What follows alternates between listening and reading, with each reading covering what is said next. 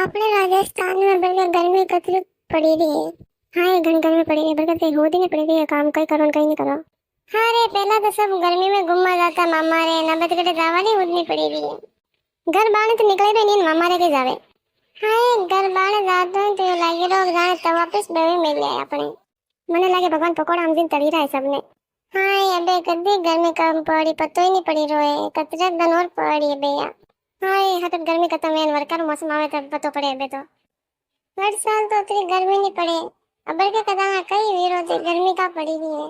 समझ में ही नहीं रो।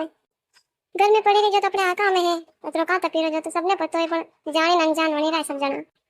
क्यों अशो कही है गर्मी का पड़ी रही थन्ने पतो है तो होता मने।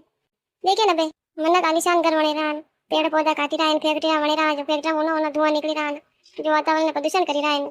अब पेड़ पौधा कटी रहा तो हवा कटो आवे। हाँ हवा तो ત્યાં सीखी अब एने ने आपे सही कितना कर सका थी गर्मी में कई है कई अंडो उपाय। हाँ अब वर्षा मौसम में पेड़ पौधा ज्यादा वावो ताकि अब के गर्मी में मौसम में अतिरिक्त तापमान नहीं बढ़े तापमान कंट्रोल हो जावे। दूसरे तो पसे उन्हें ज्यादा पड़ेगा पसे कोई नहीं हमारे सकेला तो तापमान कोई भी चेंज नहीं कर सके। यदि तो मुंह पे बढ़ के ज्यादा पेड़ पौधा वाओ। हाँ पता मलिन वाह वाह आप ही होके देख ही रहा है आपने भी पेड़ पौधा लगाना है और पड़ोसियों ने भी क्यों पेड़ पौधा लगावे ताकि तापमान अब के साथ कंट्रोल में आ जावे। हाँ मारे लारे आप भी पेड़ पौधा लगाओ और वातावरण बचाओ में मदद करो।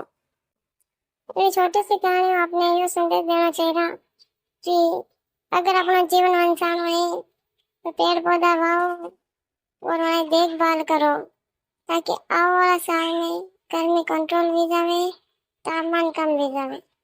हाँ ताकि आप सब घर में बैठा बैठा इस जगह घुमा दे सका और हरो भरो गाँव देखी सका अपनो।